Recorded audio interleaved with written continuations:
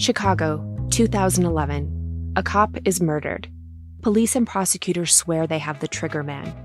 He swears he didn't do it. How far will each side go to prove they're right? Like it's just one bombshell after another, where you're like, what? The story of a PlayStation, a brain-eating amoeba, and the relentless pursuit of justice. Off Duty, out now. Listen wherever you get your podcasts. Hi, this is Hannah Berner from Giggly Squad. Have you ever put on a bra that makes you feel like a goddess?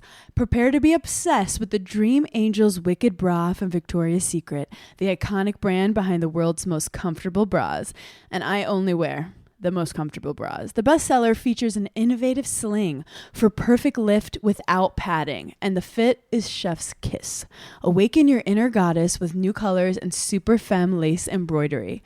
Find out why this bra has thousands of 5-star reviews and counting. Shop it in stores and online at victoriasecret.com. Howdy, howdy, ho, and welcome to Fantasy Fan Fellas. I'm Hayden, producer of the Fantasy Fangirls podcast and your resident lover of all things Sanderson. And I'm Steven, your bookish internet goofball, but you can call me the Smash Daddy. And we are currently deep diving Brandon Sanderson's fantasy epic, Mistborn. But here's the catch. Steven here has not read Mistborn before. That's right, hey. So each week, you'll get my unfiltered, raw reactions to every single chapter. And along the way, we'll do character deep dives, magic explainers, and Steven will even try to guess what's next. Spoiler alert, he'll be wrong. Newsflash, I'm never wrong. Episodes come out every Wednesday, and you can find Fantasy Fan Fellas wherever you get your podcasts.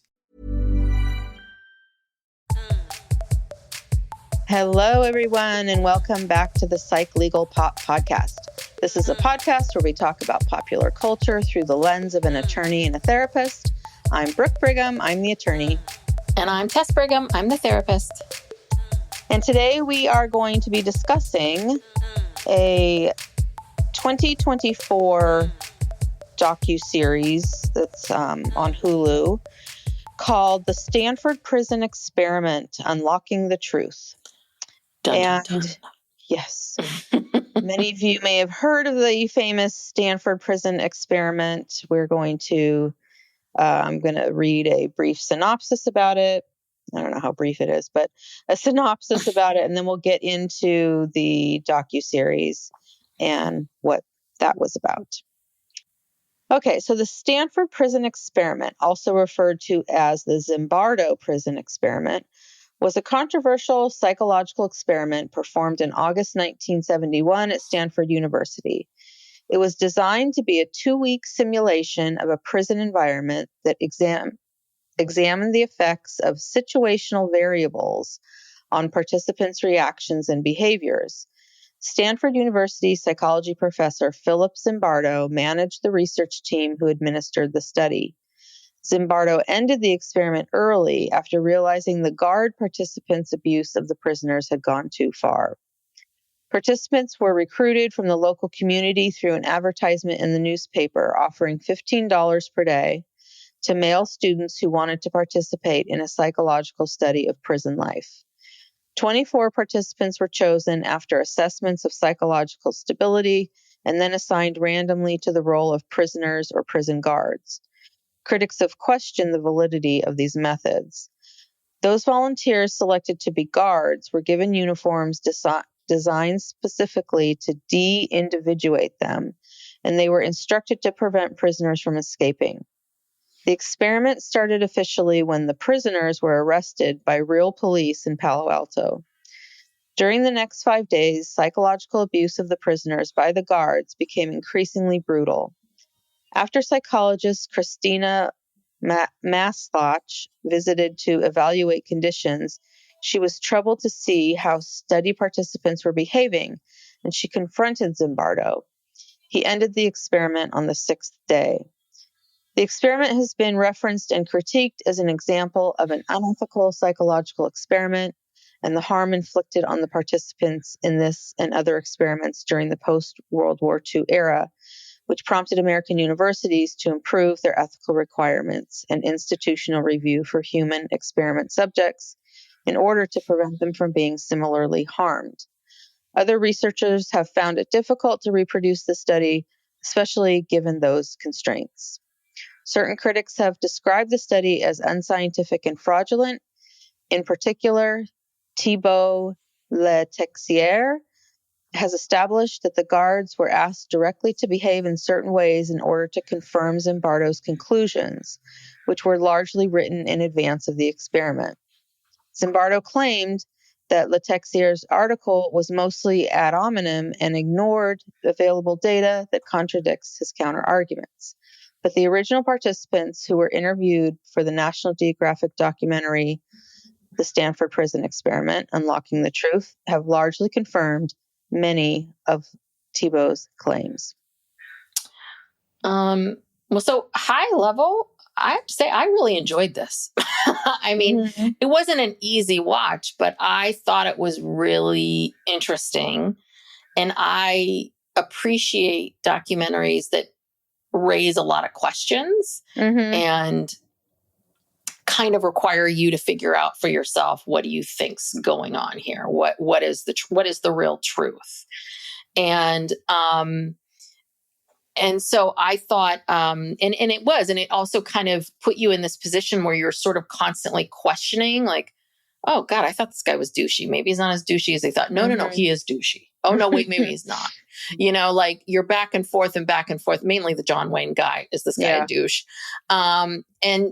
And so you're sort of trying to understand these men, and and it's being told out of the way they created it. It's 3 episodes. The first episode is very much like a very straight documentary of, this is what happened. This is what's going on. This is how we experienced it. And then the second episode comes in and we meet Thibault, who debunks everything. He spent an enormous amount of time looking at everything.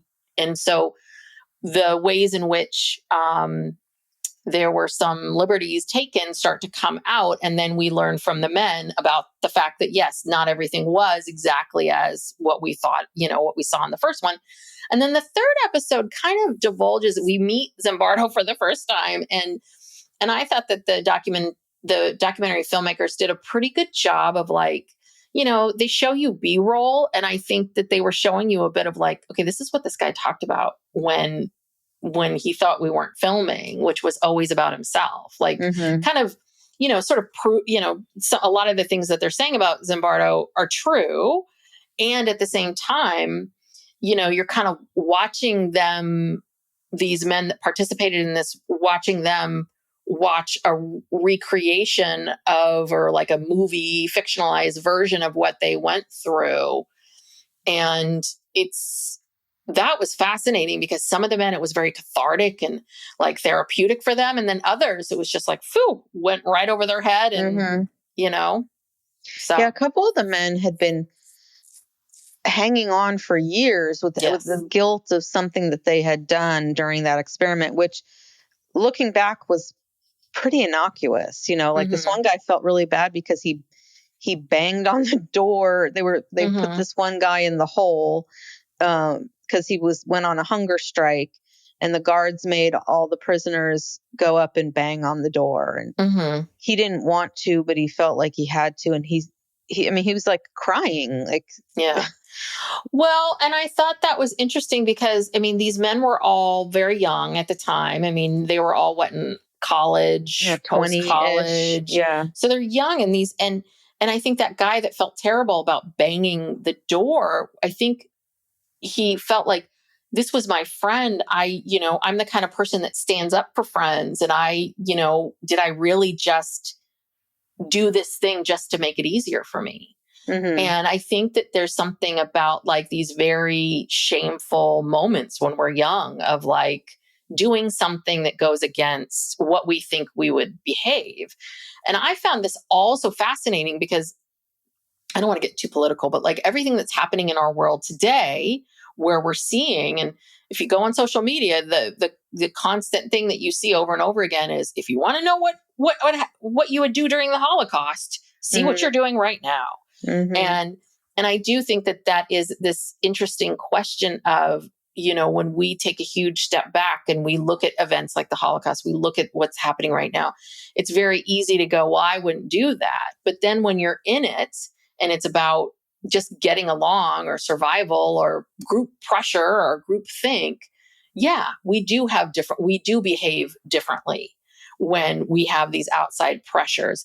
And I think that that's what Zimbardo, that was, I think he did prove that in many ways. But the problem was that he made this, Zimbardo made a blanket, made some blanket statements about that all the guards did this, all the prisoners did this, all that, right? When in actuality, that's not true. Yeah, he definitely had a narrative and this thing he wanted to prove, or, he just really went with it. He just ignored anything that didn't fit his narrative. And it was not scientific, because it turned out that he did tell the guards, not the prisoners, I don't think, but he did tell the guards what to say and do. There was kind of a script. Yeah. And so this wasn't just an organic thing that people just naturally started behaving a certain way. Yeah. I mean, I think that, right, what Zimbardo had always, and we see him on talk show after talk show after talk show doing these quick clips. And the clip is, these were innocent young men that when they were given power of any kind, they became evil. And that was like a very oversimplified thing, which is in actuality, that's not true, which is that one problem is that, and again, this was a debate with Zimbardo, was that one guy, his name is Dave Eshelman, who he's living in a big house and he seems very successful. I find it hard to believe that he's successful from his music career. I think that's just a hobby. Yes. But I was like, what does this guy do for a living? So this guy, Dave Eshelman, he played this character, John Wayne. He's probably the most well-known sort of character of this. And he was sort of the leader of the guards and the most sadistic guard of them all. And so when we start to peel back the layers a little bit, it turns out that Dave's like, well, I didn't know that my behavior was being analyzed. Like I thought this was an experiment to show that prisons are bad. And he thought this was like an acting gig. Yes. Dave sees himself as an artist, a performer, an artist. You saw how many times he went down that pool slide thing to throw the ball in the thing. That's why I'm like, is this guy independently wealthy? This guy's an idiot. I mean, really. He was such a douche. He really was. And he was talking about how, around that time he had just joined a fraternity and he'd gone through the hazing process. And he's like, oh, this is nothing compared to fraternity hazing. And I think he got some of his ideas from the fraternity. Yeah, that's what it sounded like at first. At first you thought, so this was the timing of things and you're just kind of a dick. And so, of course, you're going to act this way. But then we later find out that, and again, Zimbardo says that Zimbardo's pushing back. We never ever get a clear answer of, did Zimbardo give them instructions? What were the instructions that he gave to the guards? Because the guards are claiming that they were given very specific instructions on, at this time you do this, at this time you do this, like that Zimbardo gave them all of these sadistic things to do, that they did not come up with them on their own, that he came up with them and that they were directed to them. And the other big dispute is the guards believing that I didn't think my behavior was going to be looked at. We did not think we were part of this experiment. We thought it was all going to be on the prisoners and that whatever we did didn't, of course it would matter. Of course it is going to affect the study. So that part seemed a little bit off. It's like, so what did you think this was? Because it seems like some of the men were like, oh, this is an experiment. We have to be ourselves. And this guy, Eshelman, thought it was a gig. He thought, oh, good, I can act now. I mean, it's just the whole thing. And I think Eshelman still thinks this guy he's still delusional. He's giving these actors pointers. He's like, so you want to get into character and you want to, what's your backstory? You're just like, oh my God. Yeah. That's a weirdo. Yeah. And Zimbardo he's just been lying about this experiment all these years. He just passed away like in October of last year. Oh, wow.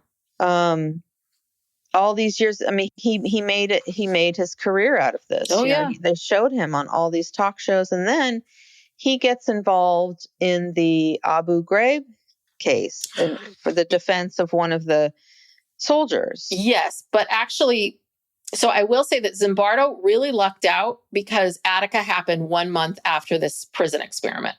Mm-hmm. So he did this experiment. I think he was trying to get some traction for it. Attica happens. And suddenly he's like, and that's another criticism, was that he took his data and then twisted it so that it would work for showing that, yes, when people have power, they abuse the power, and this is what's created, and this explains all of Attica and what happened. So yeah, and someone points this out. I really do think that this was a combination of like good timing. Mm-hmm. Anyway, but then Abu Ghraib, he kind of kept being able to dine out on this idea because it kept. Yeah. And people would call that guy from the Stanford Prison Experiment. Yeah. And for people who don't know, Attica was a prison uprising at a prison in New York. The prisoners, staged a very large protest against, the conditions. And I don't know maybe a few people died during. No, people died. People died. And the other thing too was that I think that the prisoners were I don't know, I'm not an expert on Attica, but from what I understood, that the prisoners were trying to show the world the horrible conditions. And we all know these prisons have terrible conditions. And they were trying to show the terrible conditions. Then apparently then all these guards and police came storming in and just started shooting everybody, just started shooting. And I felt like he was trying to explain that away. I don't know. Anyway, he testified on behalf of one of the guards at Abu Ghraib, and I guess apparently that helped this person get less of a sentence.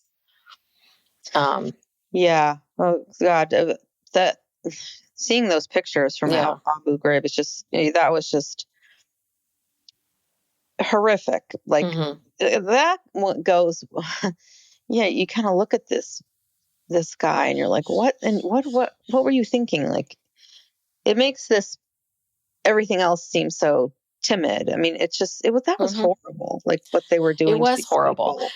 And just like almost for fun. Like they took pictures when they're like smiling in these pictures. They're taking pictures of themselves next to a pile of bodies, naked bodies that they put these prisoners in these piles. I mean, well, and this goes against this big thing because Zimbardo continues to say his thing was, if you give that anybody who's given a certain amount of power and control is going to abuse that power and control, that it's inevitable. And it turns out that there was a guy named Kent Cotter who was chosen as one of the guards, and he didn't trust Zimbardo. He didn't like him. He thought he was kind of a salesman, and he quit because he said, I don't want to do this. Like what he felt it was unethical. He felt it was wrong, that he felt like there was an agenda. And so that's the problem is that there's this guy, Kent, who's saying, you're not, and again, if we really think about this, like there were 24 prisoners and guards altogether. This is a very small study, right? You're also studying white men in the Bay Area at this time of their life, right? Like this is such a small study of where people are at. And yeah, they're all from like Stanford and Berkeley. Yeah. They're like college students. And they do. And they all said that we were all anti-establishment. We wanted to prove that prison was bad. We wanted to take down the man. They wanted to do all of this. But I think that the fact that we are now just meeting this Kent guy who quit, like, so he knew what it was going to be. And he said no. So that debunks your entire thing, which is if someone's given this, that they will take it. It's like, no, not everybody will. Yeah. And there were guards who stayed in the experiment that didn't act out like this. Yes, there were other guards who didn't like being guards, didn't like being in control. They didn't want that. And then it was interesting. And I think that's why I keep going back to this Dave Eshelman guy being, I think there's something a little off about him because we meet this other guy. His name was Jerry or Carlito. He lives in Mexico. I mean, this guy for 50 years has been working on himself. And he had these few moments where he just feels horribly guilty for how he behaved, for a moment in time for how he behaved. But Eshelman seems to be bebopping right along.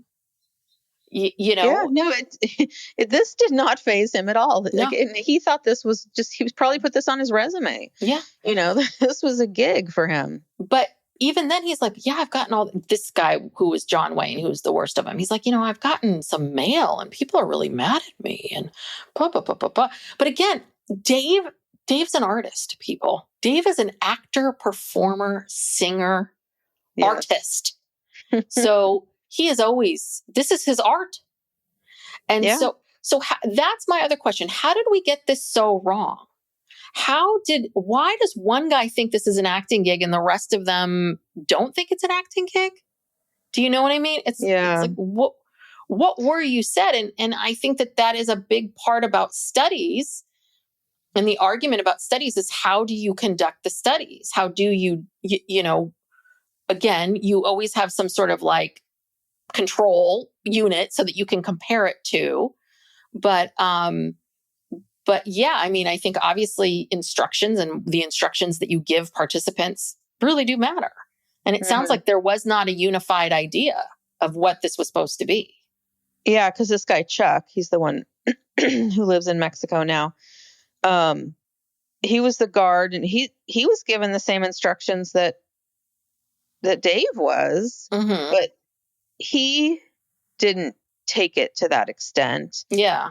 And he talked about how he was like always the smallest kid in school. And he said he felt powerful in the experiment for the first time in his life. But he didn't take it as far as Dave did, but he did something pretty small that he still feels bad about.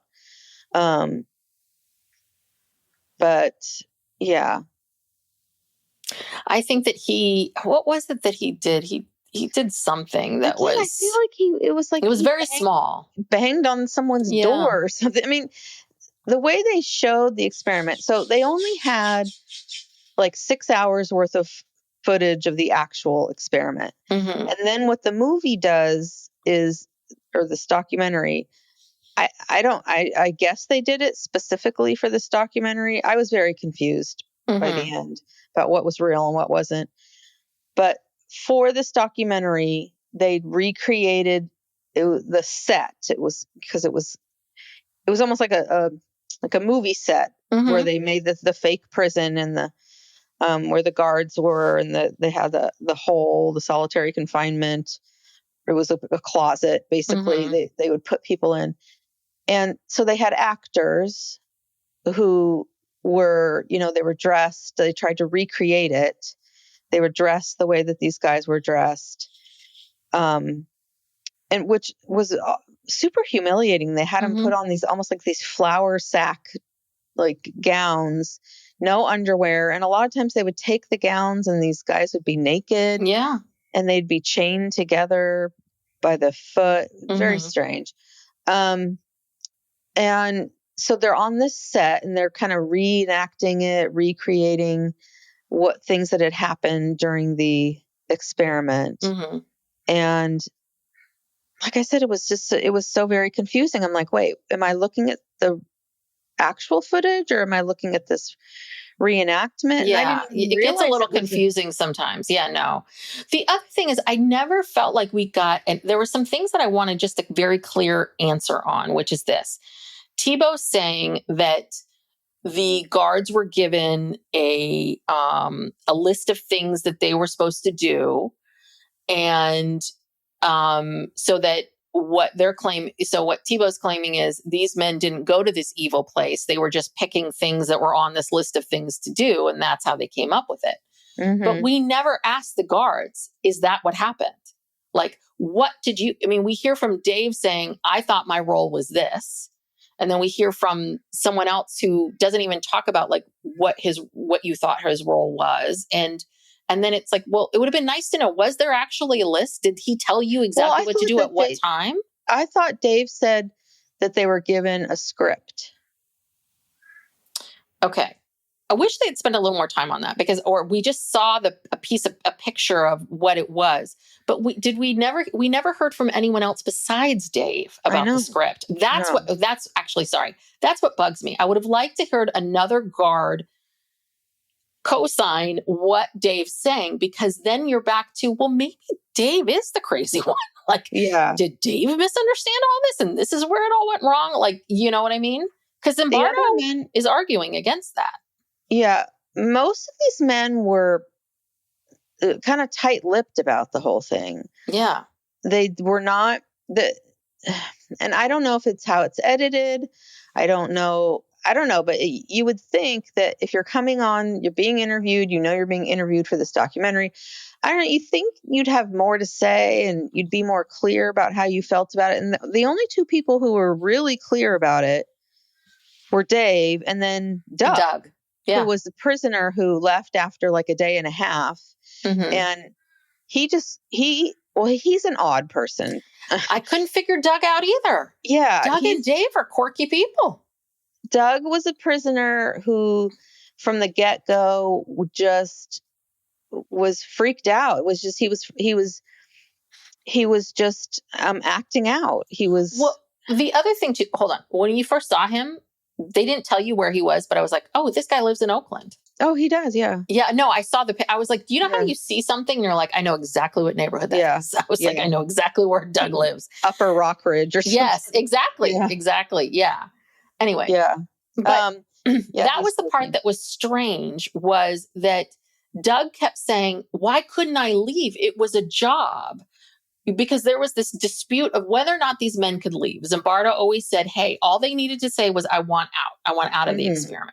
And then what we then see is, well, maybe not, because Doug wanted out of the experiment and he was kind of pushed. He was basically guilted and told, well, hey, you're going to ruin this whole thing if you leave now. Why are you going to leave? Blah, blah, blah. And Zimbardo basically was calling him a wimp, like you couldn't take it. Like he cried, he couldn't take it.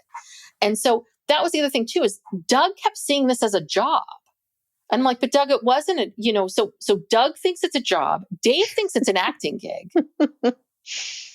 Do you know what I mean? It's like, what did you not understand? Yeah. What part of this did you not understand? If you're playing the part of a prisoner for 2 weeks, then that was the other thing that was maybe confusing to people, is that the guards got to go home after 8 hours. Yes. They came in, they had an 8-hour shift. Then they could go home and debrief in their privacy of their own home.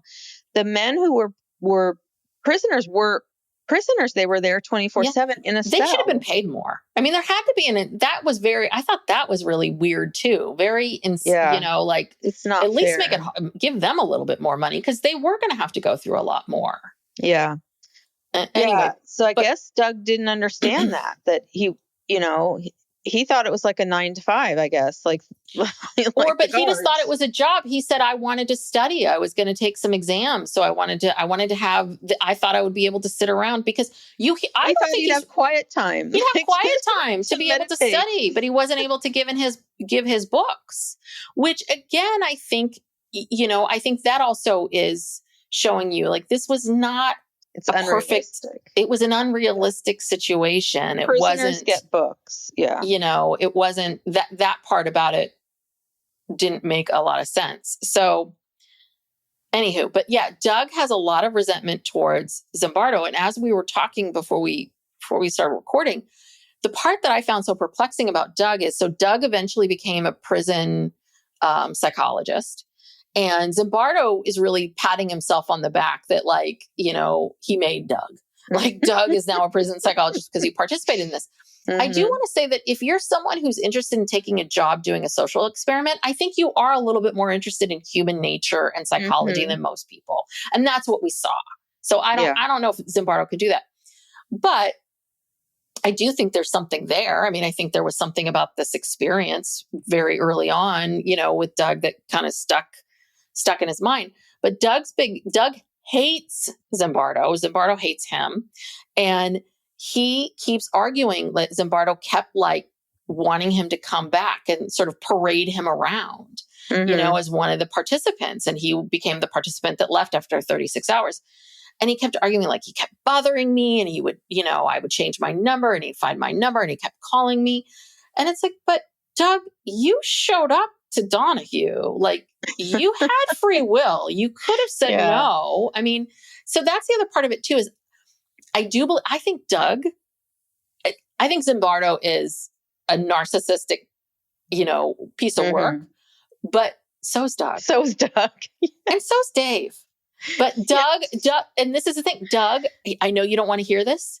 You're jealous. You're jealous. I mean, I hate to say it. And I get pissed off about the Mel Robbins and the J.A. Shettys of the world. And the other part of me is there's part of me that's jealous that they just came up with something and boom, boom, boom. Now they're, able to do all these big things.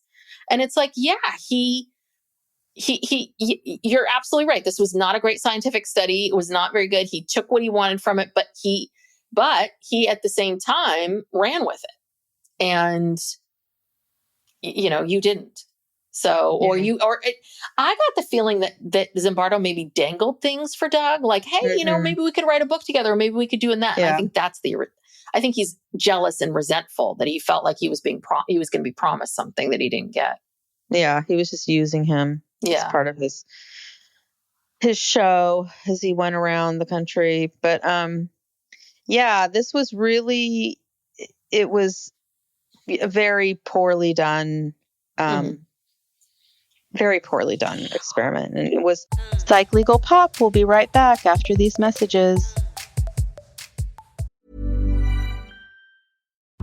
Chicago, 2011. A cop is murdered. Police and prosecutors swear they have the trigger man. He swears he didn't do it. How far will each side go to prove they're right? It's just one bombshell after another, where you're what? The story of a PlayStation, a brain-eating amoeba, and the relentless pursuit of justice. Off Duty, out now. Listen wherever you get your podcasts. Hi, this is Hannah Berner from Giggly Squad. Have you ever put on a bra that makes you feel like a goddess? Prepare to be obsessed with the Dream Angel's Wicked Bra from Victoria's Secret, the iconic brand behind the world's most comfortable bras. And I only wear the most comfortable bras. The bestseller features an innovative sling for perfect lift without padding, and the fit is chef's kiss.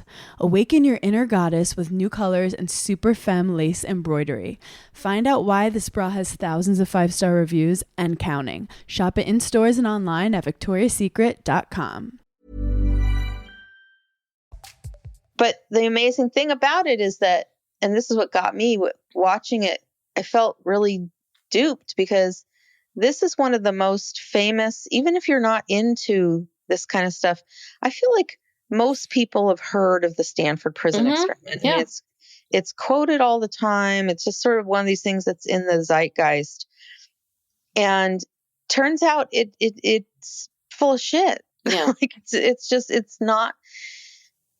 It did not prove anything one way or the other, because it was not properly controlled, and it was not just a complete experiment. It was tampered with. It was manipulated. Yes. During the process and after the process, the way it was spoken about and whatever. And so we have just been walking around talking about this phenomenon that, if you put people in these situations, that, perfectly good people can start doing horrible things. And I don't think that that's true, because these men were they were disturbed by it. Even the ones who, besides Dave, who thought it was just an acting job. Not Dave. Dave. Who thought it was just an acting job. But the other guys, all the ones we talked to, or we saw them talking to, they felt badly. Yeah. They didn't like it. Nobody liked this. And it just caused much more harm than, Yeah. I mean, nothing came out of it really. Well, and I think that that's really what it is this is classic pop, that kind of pop psychology, right? Mhm. Where you have, let them theory by Mel Robbins, where, yeah, it works in some instances and in some ways. And when you tweak it in this way, yeah. But is it a philosophy that you should have for the rest of your life? Life is more complicated than that. And I think one of the things that they were talking about at the end, I can't remember who was talking about this, but that, one of the pieces is that, we are really desperate. We want to understand people. People are hard to deal with because we don't quite know what they're going to do and why they're going to do it. Mm-hmm. And so we really want to know how to control people. That's so much of what all this is. If I subscribe to the let them theory, will that mean that I will always be happy and satisfied in my relationships with other people? And I've talked about this before over the years where I've had all of these tech people reach out to me at various times that have been trying to come up with apps on how to replicate being a therapist, apps to replicate human behavior, trying to figure out how do we streamline human behavior? How do we streamline dealing with people? And I think the part of it that's hard, that people don't really want to wrap their brains around, is the fact that every situation is different. Mm-hmm. Every group of people is different. Everyone's history is different. How we've talked about this when we were talking about juries, right? The combination of the people that get together, the 12 people that are on the jury, that makes a big difference. And that, quite frankly, that you're never going to get something that you're going to be able to replicate over and over again, because everybody is complicated and everyone comes in with their own stories. And we saw this too with the Stanford experiment, right? These personalities. I mean, they did a lot of psychological tests. You would think that maybe they would have done a better job of weeding out people like Doug and Dave that seem to be these outliers, but no. I mean, so you let someone like Dave go through, who, right? All it took was, oh, I thought this was an acting job, and that's then for everything. And he had a very strong personality. And so that combination of that, and Dave also has no shame. I swear to God, Dave has no shame. I mean, sometimes I would have my head in my hand thinking this has got to be so embarrassing for you. But it's no, I'm going to, here's my band. We do British songs. Yeah, we had to watch. Oh God, we had to watch that. Why? Yeah, did Dave produce this? Because we also had to watch. We also had to watch Dave sing a song on piano. I think I fast forward. I think I kind of clip. I can't. Yeah, I with spaced this anymore. out. Yeah, but that's what I'm saying. I think that at the end, and so what Zimbardo did that was so egregious was the fact that he kept taking this 24 men in one piece of time and tweaking it. And that was the whole Abu Ghraib thing, because there was a real sexual component to Abu Ghraib and what was going on. So he could explain that away, because there were all the sexual stuff that was going on with, the men started having them do, sort of act out these sexual humiliating things. But again, it's did Dave come up with that? Or did you come up with that? That's the part. I'm who came up with that? I think Zimbardo came up with that. I think he told them, I think all these ideas, do you really think Dave, some frat boy, is going to come up with I know how to humiliate some, or maybe this is what they do at the frat house late at night. I don't know. Where did these ideas come from? I'm sure they are frat house ideas, but the other part of it too is, whose decision was it to not let these men wear underwear? Yeah. Do you know what I mean? Strange. You had to come up with the outfit. So you're actively, Zimbardo, whoever is doing this experiment, said it was okay. It wasn't you then had them rip it off. You put them in and then you told them, we'll take their smocks off. Well, now they're naked. Yeah. And did the prisoners even know? I mean, that's the other part of it too. Did the prisoners know? And that was why Doug kept saying, I want to leave. This is a job. This is a job. Right? So he's not getting it. No. I mean, you're right. All these little things, someone had to come up with this stuff, because this was not organic.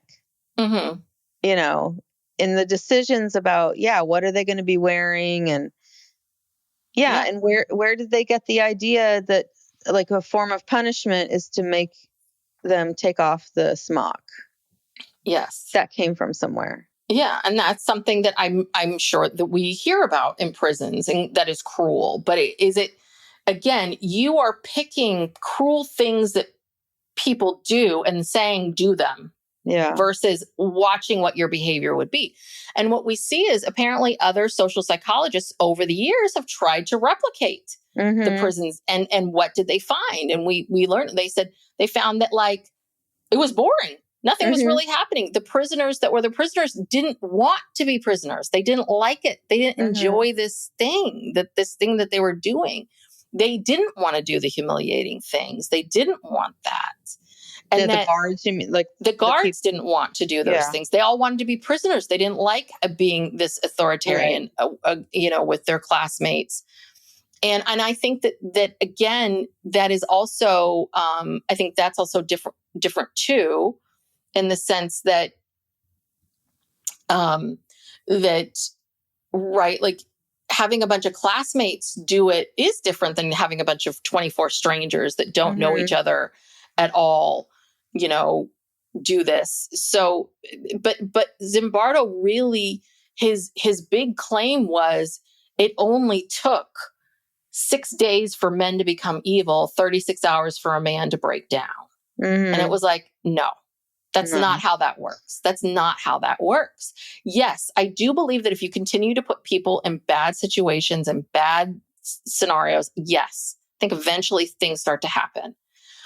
But one part that I thought was very realistic was, so, I've talked about this a lot. I've worked in drug and alcohol treatment, and I've worked in inpatient treatment programs. So, and my big thing with inpatient treatment programs, and I worked for one where I was not in charge, so I just had to follow the rules. But I thought a lot of the stuff that we were doing was silly, because what was happening was that we would have, this in a drug and alcohol rehab, there would be rules. There had to be a certain amount of rules, right? You couldn't have your phone. You couldn't do this. You had to show up to do this. You had to be on time. Like, there were rules, just like anything else, but the people were living there. So the rules, it wasn't like a 9 to 5, you had to get the rules and then you could be home. Like, they had to follow rules all the time, and it was hard. And they were drug addicts who were sort of pissed that they didn't have the drugs anymore, or, having to sit with these feelings and dealing with all this. So, but what I noticed over the years of working there was that phenomenon of, when we inserted rules, there was always this natural rebellion. There was always this natural, like, what could we get away with? So one of the things that I thought was so stupid is we wouldn't let them have coffee or something, like, throughout the days. So they would like find all these ways to get people from the outside to sneak coffee into them all the time, like these crazy things. So the exact same things. So the idea of these guys like they were pissed that the men kept coming in every 2 hours. So they were making them sleep deprived because the men were coming in every 2 hours, which again was, I guess, one of Zimbardo's things. And, again, I love all these men that were like, every 2 hours. I'm like, yeah, try having a baby. Like, try raising, like, try breastfeeding a child every 2 hours, guess what? Yeah, it makes you a little crazy. But anywho, but the men started to rebel. They put their beds in front of the doors so the men couldn't disturb them. And then they figured out how to unscrew the doors, because the doors weren't that, like, all of those things I think are very real. Like, the reaction when especially when you are controlled, whether you're a kid or an adult, when you feel like your liberties are being taken away from you, when you feel that, you are going to rebel, and it becomes very childlike. And it becomes a bit of this back and forth. So I thought the way the prisoners reacted, I thought, was very real and true, but then they just kept having the guards be meaner and meaner and meaner. Yeah. Well, and in the very beginning, they said something to the effect of, to the guards, your job is to just don't let anyone escape. Yeah. Okay. And then all of a sudden, instead of just making sure no one escapes, they start doing these affirmative things, like taking their mattresses away, or just random things. So again, why? Where did you get that idea? And that wouldn't happen in a prison. You know what I mean? Like, you don't take someone's bed away unless there's a reason for it. Or, you know what I mean? Like, if this, so now you're doing things that wouldn't even occur in a prison. You're just doing it to fuck with people. So this is no longer an experiment. It's inauthentic. It's, you're not just putting people in this situation and watching them and seeing how they react. And you're even telling them giving them ideas. Who gave them all these ideas and who told them to do all these things? Yeah. Well, and I mean, listen, some of the things that these guards were doing, I do believe they came from Zimbardo, but I do believe they're probably based on real things that people have done. But again, the way in which he made it seem like was every last guard joined in and did that. And what really happened was that you got one outlier who took it way too far, which is very, again, who am I thinking about? The guy, the George Floyd knee on the back. I can't think of his name. Yeah, I can't think that of piece it of shit. Moment. Anyway, like, you get him, who is disturbed. If you watch that video, don't if you haven't. But if you have, like how disturbing that was. And then you get all these other people, and then you get these other police officers that are kind of in between, going like, I don't know really where to be, and maybe their moral compass is a little bit shakier. And then you have, I believe, what we see is the majority of people, because I really do believe that the majority of people are good. And then I think there are people who act and react to things in moments in time that they don't normally would, but because of the peer pressure. And then I think there are the Daves of the world. Yeah. I don't even think Dave's that evil. I think Dave's just a narcissist, delusional, just like Zimbardo. Like, these two have no shame. Yeah. Dave doesn't think things through. Like, Dave doesn't think, this might have some lasting psychological effect on these people. Yeah, that's true. Yeah. I don't think he did not seem to think about that at all. It was, and when they were on the set, and he's giving these actors. Oh my God, he's giving notes. I felt so bad for that guy. Is the kid like, why is this guy giving me notes? I know he is. He's telling them, yeah, that was really good. And that, he got delight out of watching this stuff happen. He didn't have any regard for how it might affect somebody. That guy's just nuts. I need to know more about him. That's why I'm saying that was a big house. He had a big house. He had a backyard slide thing when his pool. That was a big house. Oh, God. I was like, so is this guy just, at first I was like, oh, he must be a very successful businessman. And then we see him speaking in this, doing his gig, his British gig. He's part of some cover band where they do only Beatles songs. I was so confused. I don't know. He's probably like a retired accountant or a retired lawyer or something. I think he was born with money. And I think that I think he had family money, and I think they've been funding his kooky his lifestyle forever.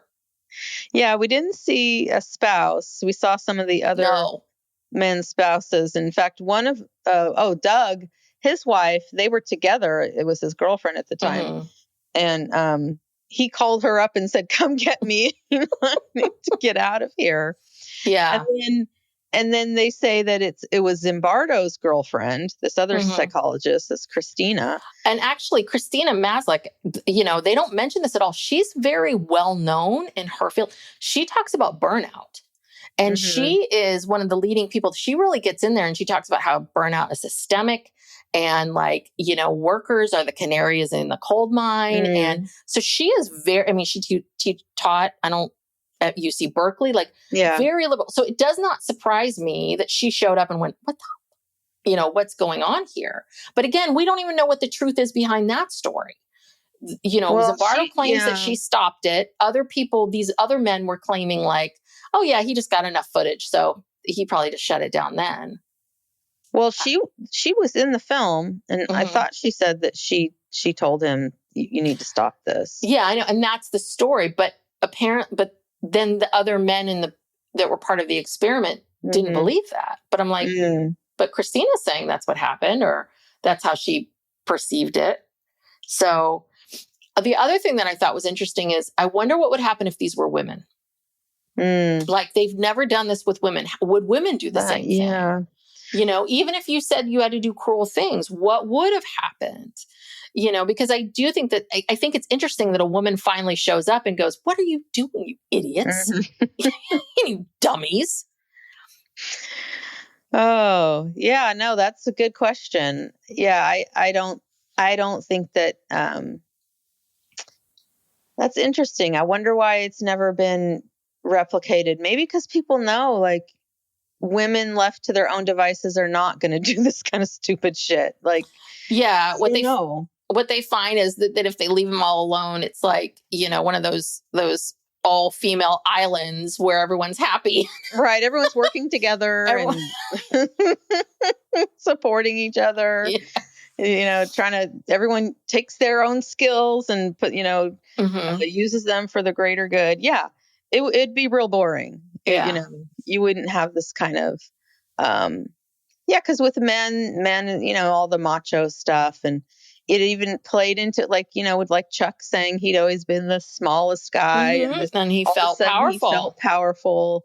And I'm sure some of the other guards, probably felt that way. And then some of the prisoners who were used to being, privileged white men probably are like, what the hell? Like, Doug's like, I wanted to study. This isn't the job I signed up for. Yeah, he needed to study for the GRE.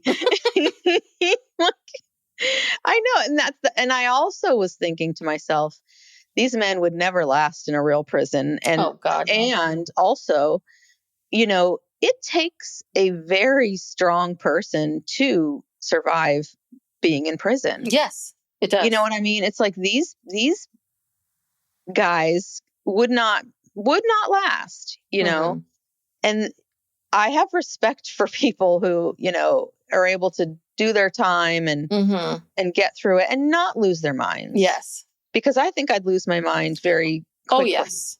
Yes. And, we have men mostly who've been in prisons for decades and have not lost their mind and managed to actually use their time to, contribute something and try to still, try to still matter as a person. And so, yeah, I got to respect that. I do want to talk a little bit about Zimbardo because we do learn a little bit about him. And I thought hearing his background, it's like, oh, now all the pieces are coming together. So Zimbardo was born in 1933 during the Depression, very poor South Bronx. And apparently he got double pneumonia and he had to spend 5 months in the hospital. And at that time, especially if you're a poor kid, there's no treatment. And they basically just kind of stick you somewhere and you don't see your parents. And he talks about he spent 5 months in this hospital, kind of just suffering with other kids, not seeing his parents. And all they had were comic books and Superman had just come out. And it was all about Superman, good versus evil comic books. And he talks about that, like, he felt like he was in his own prison and your body is in prison, but your mind is always free, which is, an idea or a concept that's been talked about in Search for Meaning, Viktor Frankl, being in the Holocaust, like all of that kind of stuff. So all of that's very right on, but it was like, oh, wow. Okay. So now this is all making sense. Like you needed to see, you needed something that was going to validate what you felt like, which was you were a victim. You were, it treated this way, and that no matter what, people are always going to, when you have power, that's how you're going to treat people.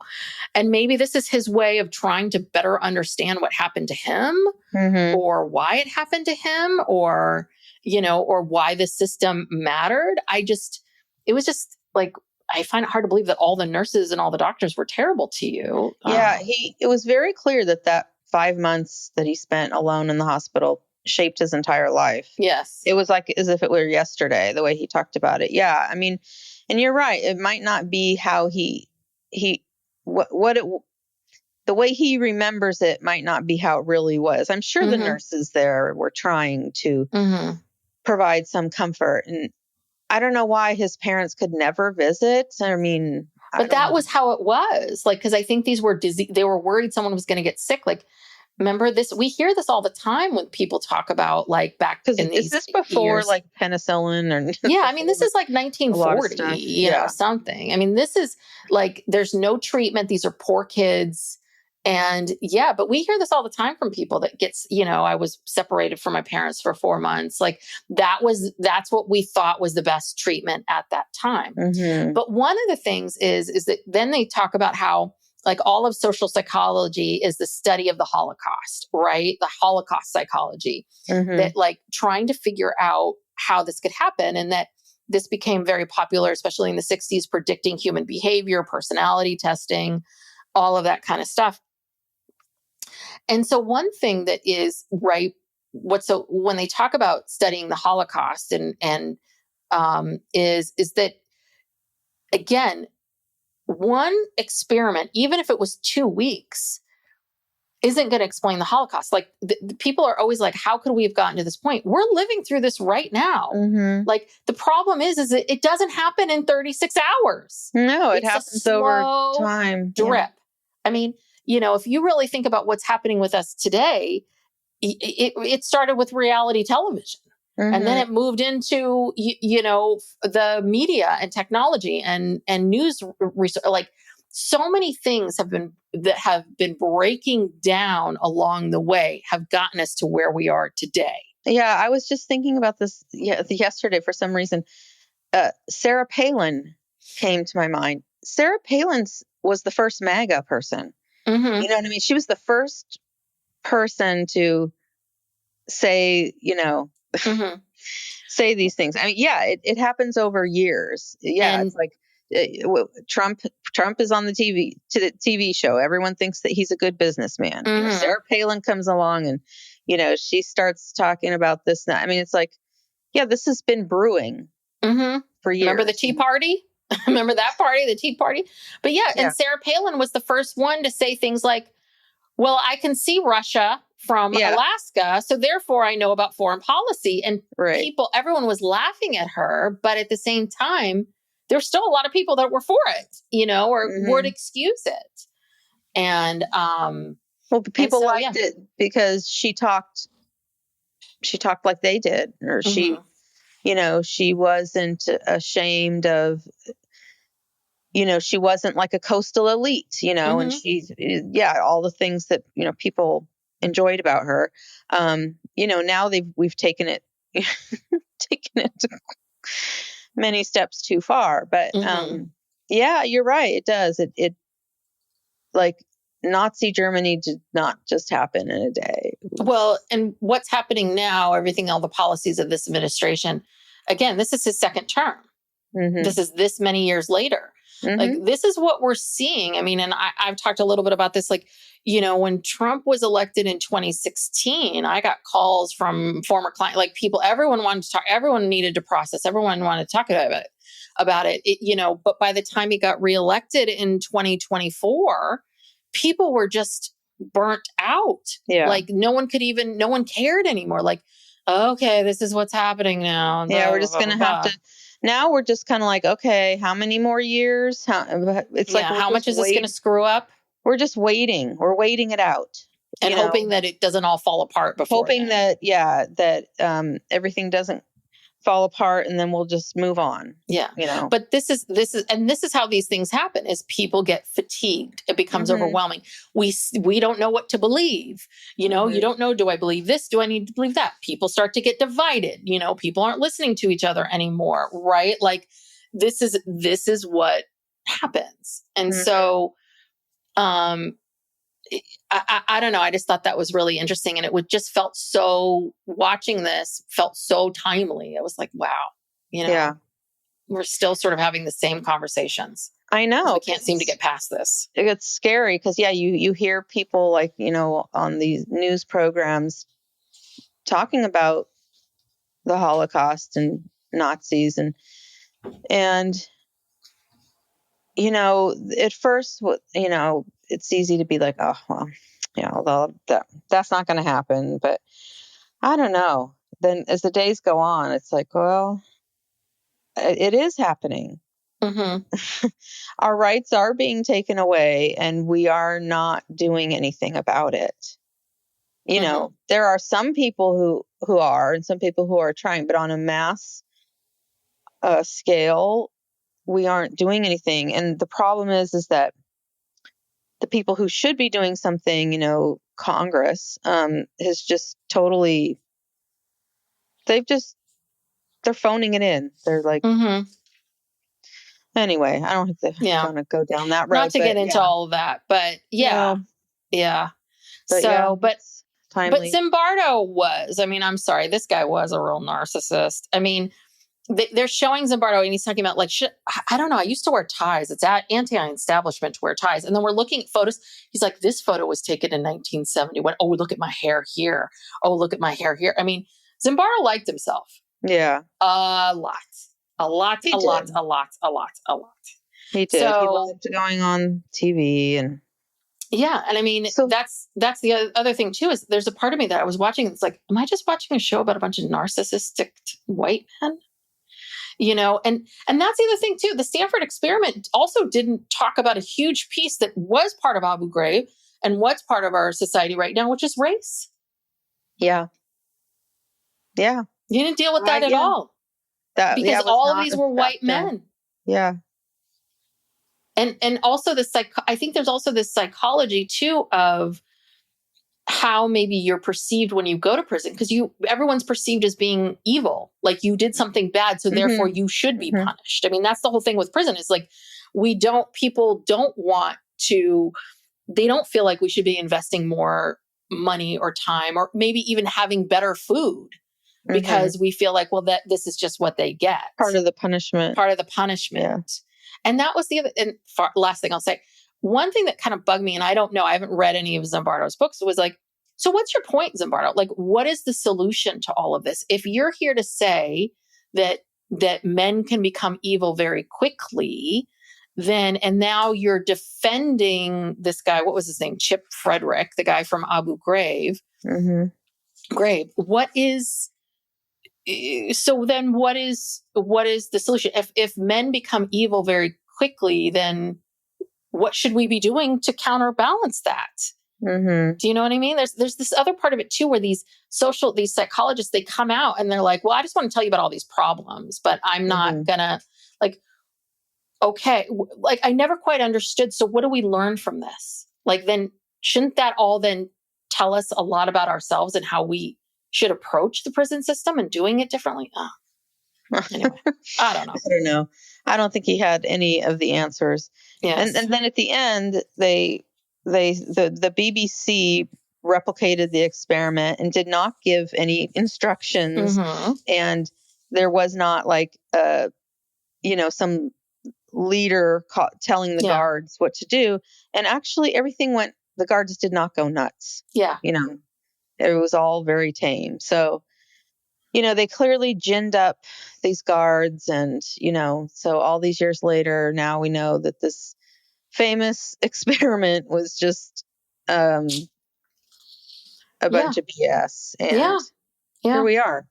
Yes. Yeah. Well, but that should make us all feel better to know that people don't go right to evil. Yeah. All the time. No, I don't think that that's not how we operate. No. Okay. Well, on that note, thank you for joining us. You may be watching us on YouTube. We are on YouTube now. Please watch us there. Subscribe to our channel. Help get the word out about Psych Legal Pop. Please, if you enjoy us, if you could help us out by subscribing to the podcast as well. Maybe give us a 5-star review. We are on all the different social medias, and we are on Mondays still covering And Just Like That, if you're watching that. And on Thursdays, we continue to do documentaries like this and other things we're interested in. And if you want extra content, we do have a Patreon, and you get all of the free episodes ad-free. You get a weekly bonus episode, and we have other bonus material for our higher tier. So check that out on Patreon if you're interested, and we will see you next time. Thank you. Bye.